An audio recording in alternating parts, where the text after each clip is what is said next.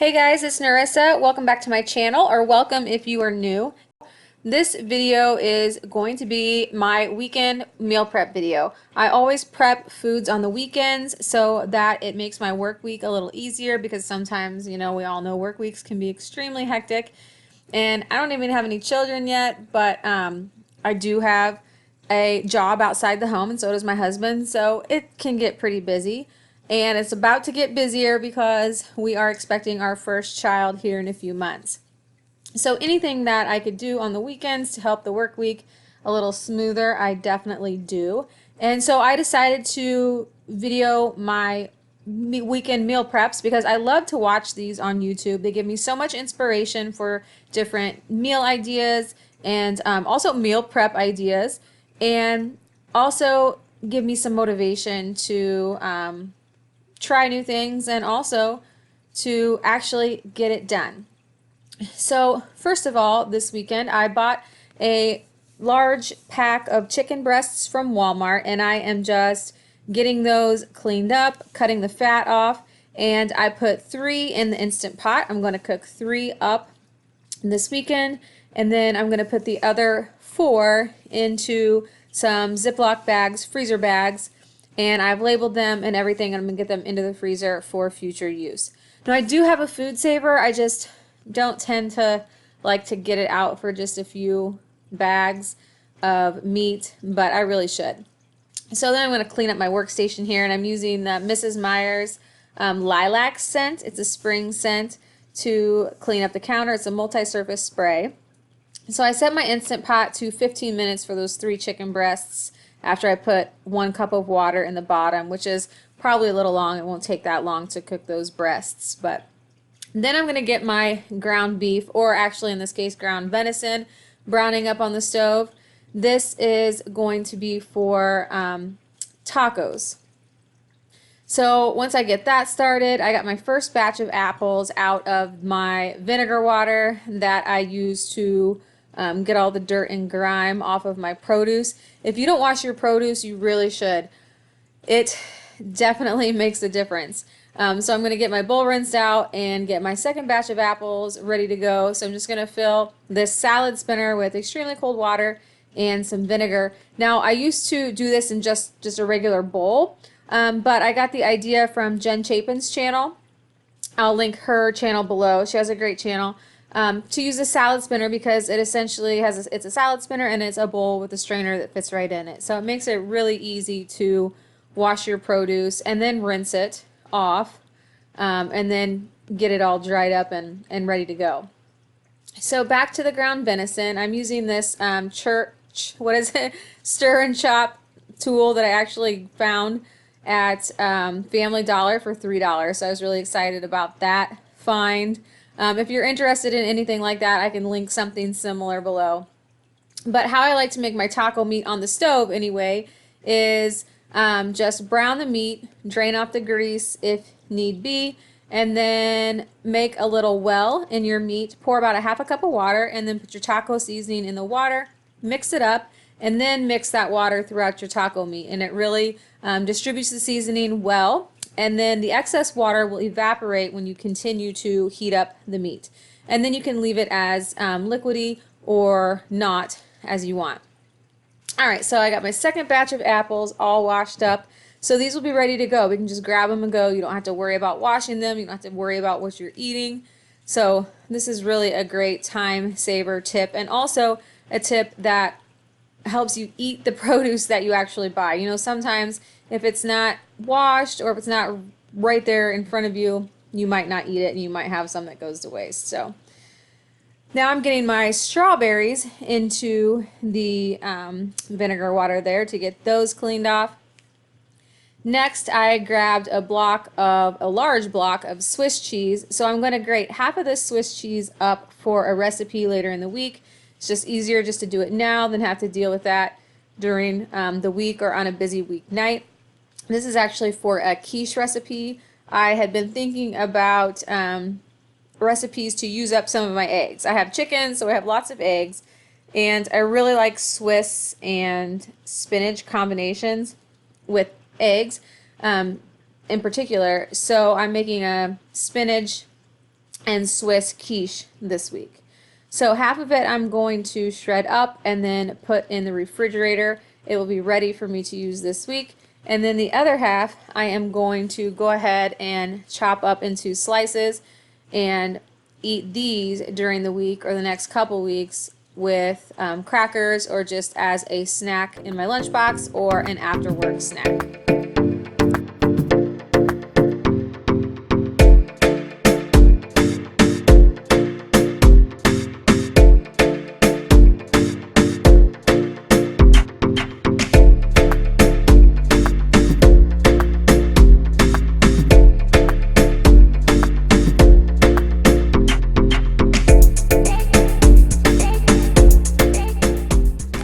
Alright, so now that I have my Swiss cheese sliced up into a bag and then my snack piece there on the side that I'm eating, I'm going to do the same with a block of Colby Jack and then also a block of Gouda. And I usually take some cheese and crackers or cheese and some type of beef stick or salami snack in my lunchbox. It's just really super simple. And you know, if I'm not eating the crackers, it's a low carb snack. And then my husband usually will grab a couple pieces of cheese when he gets home from work too, like an after work sort of pre-dinner snack. So get those all sliced up and into a bag and then into the refrigerator. So those will be ready to go. Then after I've let my strawberries soak in the vinegar water for about 10 minutes, I'm going to give them a good rinse so that I can make sure there is no leftover sort of vinegar taste, and then let them drain a little bit there. And then I'm just going to pick through them, make sure that there aren't any nasty ones that I missed, and I'm putting them in this food saver container that I got actually on the clearance aisle at Walmart. I'll see if I can find something similar on Amazon. I'm sure I can if you're interested about those. They work really well. So my taco meat is done, and I let the water simmer out or evaporate out of the meat to the consistency that I like. So I'm just going to put this in a glass Tupperware container and let it cool off on the counter. So my chicken breasts are done. I let them naturally release their pressure for, I think it was about 15 minutes. I always release meat pressure, or I'm sorry, I should say I always let meat come off of pressure naturally at least 10 minutes. Otherwise it will dry out and you will not have a good end result. So I'm setting one chicken breast aside, and then I'm going to shred up 2 chicken breasts here just with my tongs and with a fork in a glass bowl. And then I'm going to use my favorite barbecue sauce, the Hickory Brown Sugar Sweet Baby Ray's, and mix this all up so that I can have some barbecue chicken in the meat ready to go for a dinner or two this week. So my plan for this is to have barbecue chicken sliders with some semi-homemade coleslaw on the sandwich, and it was an excellent meal. I really enjoyed this meal. The coleslaw was great, and I do a copycat KFC coleslaw dressing recipe and then use a bagged mix, and I'll show that to you here in a few because I was able to meal prep that slaw dressing. But I'm just going to take this extra chicken breast here and chop it up because I like to have some chicken breasts in particular in the refrigerator that can be ready for a salad, add some protein to a salad, or I can mix it up with some mayonnaise and some pickle and some egg and make some chicken salad pretty easily. So this was the slaw dressing that I was telling you about. I got this from a YouTube video. Her channel is called Noreen's Kitchen. She has a lot of great recipes. And she got me turned on to this KFC coleslaw knockoff recipe. It's really, really good. So it contains real mayonnaise, sour cream, milk, some vinegar, some lemon juice. I did actually have some real lemons, but I was saving them for something else, so I used my bottled lemon juice, some sugar, salt and pepper, of course, and then celery seed is definitely an ingredient that you don't want to skip on. It really, really makes the coleslaw come together. And then also, I use some onion powder instead of using grated onion. Now, I've made this recipe several times, and I will say I halved this recipe, I believe, because I wasn't making too much. But I made this recipe several times. The first time I made it, I made a really big batch, and I used the grated onion in the recipe, which Noreen says is a must-have. Do not skip that step. And it was excellent. Then I made some using a much smaller batch, and it was awful. I totally ruined it. There was way too much onion. It felt like we were just eating, liquid onion. So I chose not to add it this time, just so I didn't, add too much. Because my onions weren't sweet. I have sweet Vidalia onions, but they're just not that sweet. So now I'm moving on to chopping up some green pepper and some tomato. So I chop my peppers differently every time. Does anyone else do that? Sometimes I'll chop them this way, where I cut off the top and the bottom, and then I will peel out the inside. And then sometimes I will chop off the lobes of the pepper and then just leave the stem in the center. So this time I decided to cut off the top and the bottom. The inside of my green peppers are actually a treat that my chickens really, really like. So I always make sure and save the insides for them. So I have my tomato here, and I actually de-seeded my tomato in the sink because I'm going to be using most of these vegetables to make lunch meat wraps for lunches for the work week. So my husband, he'll eat protein bars unless I make him something for lunch. So to avoid him eating nothing but protein bars during the day until he gets home, and some apples maybe, I usually try and at least make him a few lunch options. So this week I am making some turkey and salami wraps. And a lot of times I'll use some ranch dressing as the dressing for these wraps. But this time I decided to use some of the flavored cream cheese. I think this is garlic and herb, or garlic and chive. So I spread that down on a tortilla shell, a burrito-sized tortilla shell, with just a regular spatula, just a regular rubber spatula, and then load it up with meat and veggies. Fold it over, tuck the sides in, and then roll it tightly like a burrito. So this is somewhat of a learned skill, I think. And I forgot I didn't put cheese on the first one, but I add cheese to the cream cheese layer as well. But rolling these burritos is somewhat of a learned skill because I've definitely gotten better at it over time.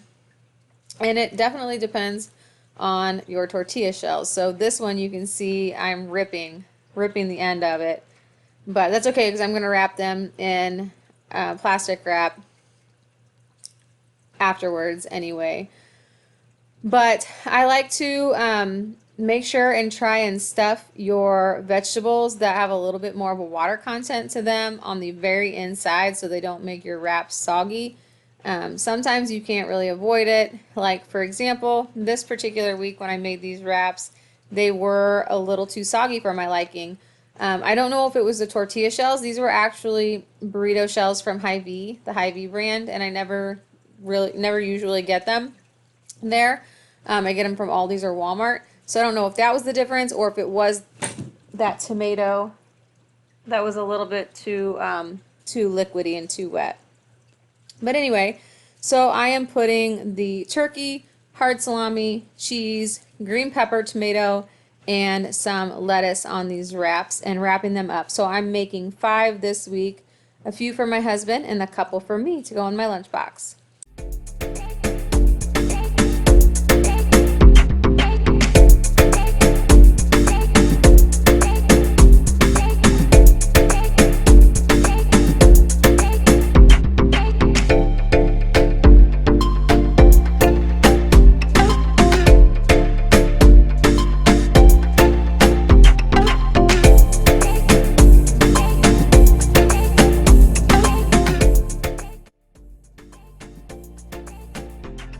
Alright, so now I'm going to take my favorite thing in the world, the cling wrap, and wrap these wraps up super tight because they need to last all week. So sometimes I use this regular cling wrap, or sometimes I use the press and seal, but either way they work. Or you can use parchment paper or wax paper, you know, and then tape them up. Anything that would allow you to wrap them up tightly and keep them airtight so that they will last all week, which is the point of the meal prep, right?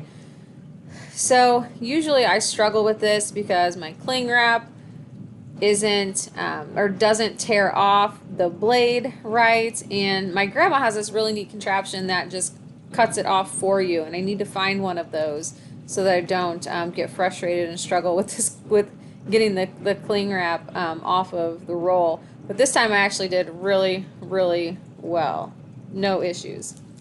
So next I'm going to prep some more vegetables. I have my leftover green pepper there on the side, and then I'm going to prep some celery. So I'm just cutting off the tops and bottoms, and then I like to take a wet paper towel and just wipe off any dirt that I may see. That's the easiest way that I have found.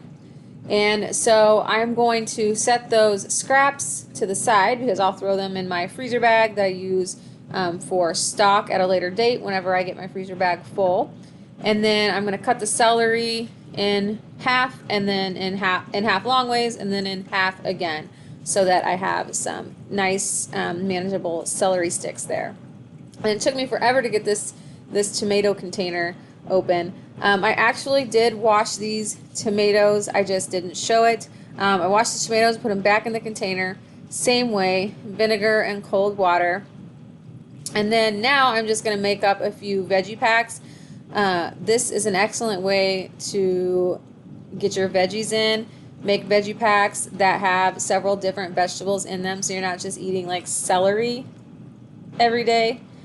But so these veggie packs are going to have tomato, carrots, celery, and then some will have green pepper. So I like to use these little dressing cups. I have a ton of dressing cups that are not disposable. I do use those every once in a while. This time I'm just using the disposable ones, and I'm just filling those up half full with some ranch dressing. Ranch dressing isn't my favorite thing to use for dip in these veggie cups, but this is what I had on hand, and this is what I used this week. So my meal prep is finished. I have my bags of cheese slices there, the Swiss, Colby Jack, and Gouda, and then my bag of shredded Swiss for the quiche dish that I'm going to make this week. And I have my veggie packs with tomato, celery, carrots, green pepper, and then the ranch dressing cups. And then the 5 turkey and salami wraps with some veggies and cream cheese spread. I got my strawberries all washed up and ready to go, as well as the 2 batches of apples.